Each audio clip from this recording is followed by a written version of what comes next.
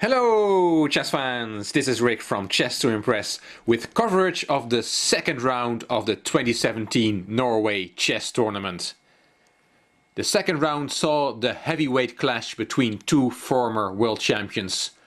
White was Vishwanathan Anand, world champion from 2007 to 2013, and black was Vladimir Kramnik, world champion from 2000 to 2007, when he lost his title to Anand.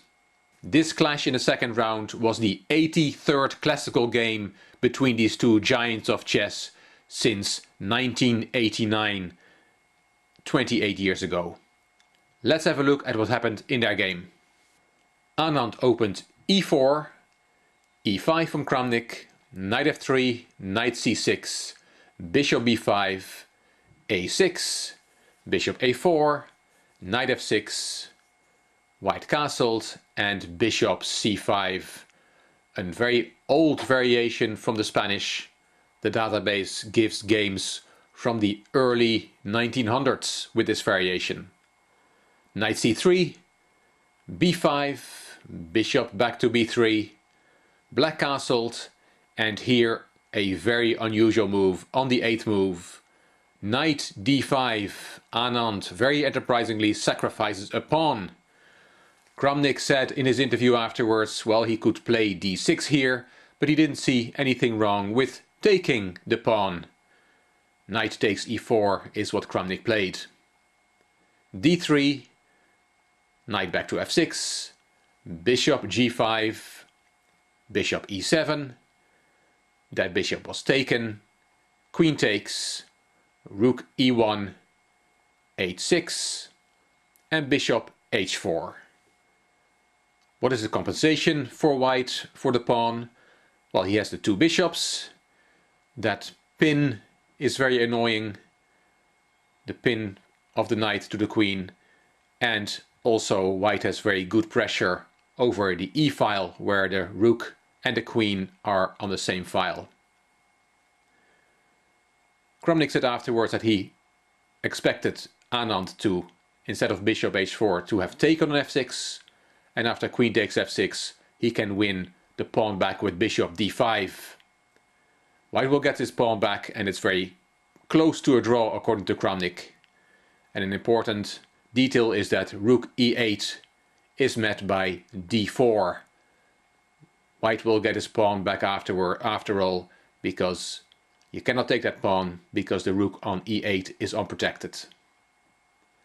But Anand played more ambitiously with bishop h4, bishop b7 from Kramnik, c3, rook fe8, d4, e4, knight d2, knight a5, bishop c2, g5, bishop back to g3, and here an important move from Kramnik, knight c4. Kramnik said it's important to swap that knight, because if the knight goes to f1, it will give white enough compensation.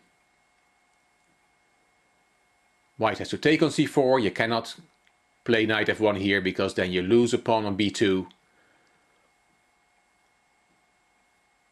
Knight takes c4, b takes c4, and b3.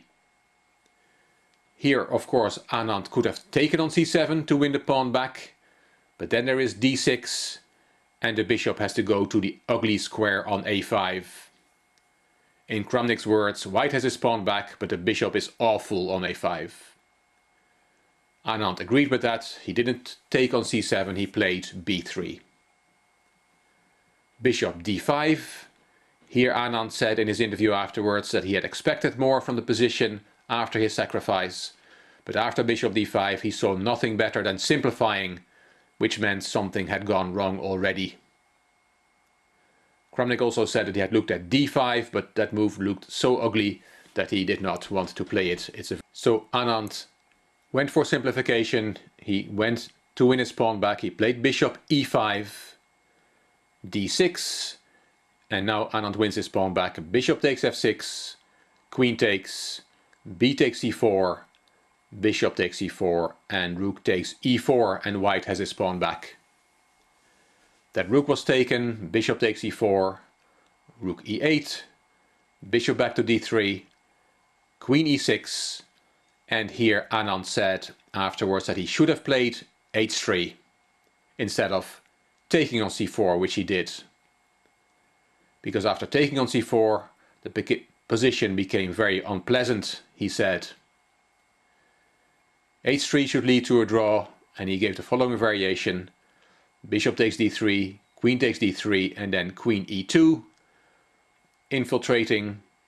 But Anand said he just takes on e2, rook takes e2, rook b1, and Anand said, I have already cleared the back rank problem, and I will get enough counterplay in this rook endgame. Kramnik said the same thing. He also thought that h3 was the best move here. But Anand took on c4, queen took back, and queen b3. Kramnik commented here that this is difficult to play for white. Black is already a little bit better.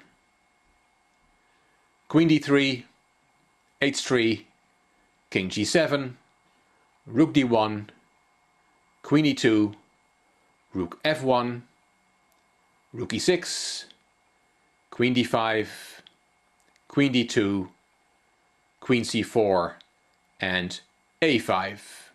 Here comes a very important moment. Anand took here on c7, and he called this close to the decisive mistake and claimed he should have played a4 here. What he had missed is that after queen takes a2, he played c4 and queen d2 from Kramnik, and here Anand had planned in his calculation that he would play c5 here. But now he saw that if he plays c5, then Kramnik takes on d4, and he had missed that move. Because now black is a pawn up for nothing because of the following variation. C takes d6, and now the important move a4 to keep the a pawn, because after d7 there is rook d6. Black keeps his pawn and has a winning position. So he decided after 35 queen d2 to not play c5 because of this variation, and he played queen b6. a4 from Kramnik. Anand commented, now it is lost. The problem is that black can make as many mistakes as he wants here and then try again. It is that kind of position.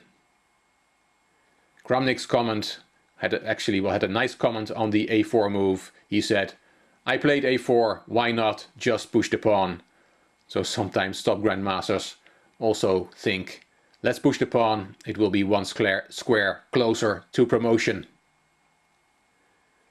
Queen a7, queen b4, f4, rook e1, f takes g5. The rooks were swapped, rook takes, king takes, and h takes g5, and that was the 40th move. So the time control was reached, the game went on, king g1, and here another important moment. Here Kramnik should have played a3. He saw the move and he said afterwards that it should be winning, but he was a bit tired. He looked at this variation, king h2, queen b2 to support the a pawn all the way to the promotion square, and then queen a5. And he was not sure that this was winning, so instead of going into this variation, he decided to play it safe, and instead of a3, he took the pawn on c4 instead. King h2 from Anand, shielding his king from checks. Queen b4, queen e7, and here queen d2.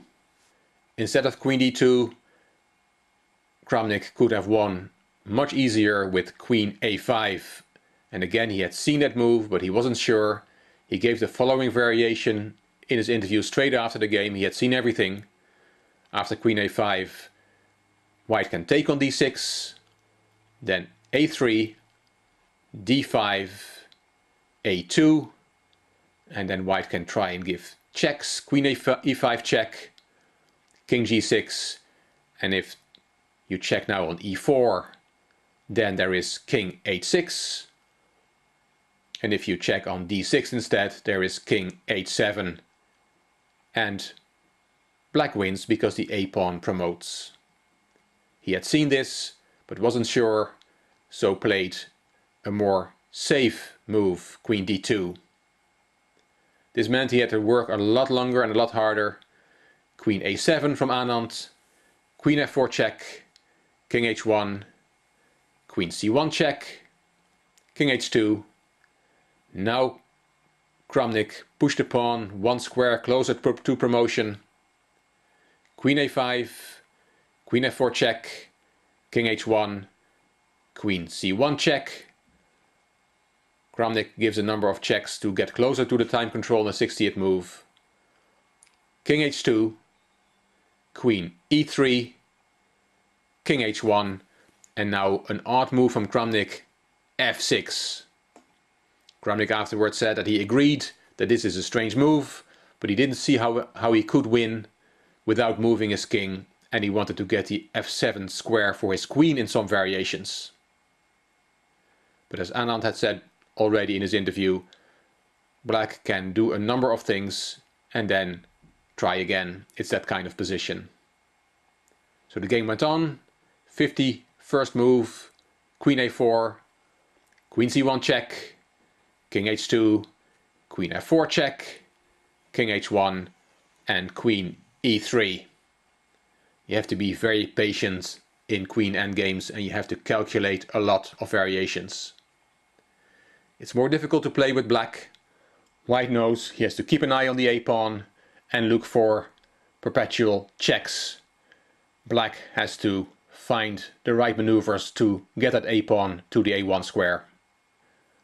King h2, king f7, king h1, king g6, queen a8, king g7, queen b7 check, king g6, queen a8, queen b3, queen e4 check, king g7, queen e7 check, and queen f7, the 60th move. The time control was reached, and here Anand resigned. If he takes the pawn on d6, there is queen a7. White has no more checks and no way to stop the a-pawn to move to a2 and then to a1, winning the game. Kramnik said afterwards, "My technique was far from perfect. I wanted to win in the safest way possible, and for some reason I almost spoiled it. I played grandpa style in the 6th hour. You see a forced win, but you want to do it as safe as possible. But finally I managed somehow." The first tournament game I played with Anand was in 1989. Half of the field was not even born. Almost 30 years later, we're still doing the same thing. When I realized this, it was a nostalgic moment. The results from the second round of Norway Chess 2017. Caruana and Carlsen draw, Nakamura Aronian draw.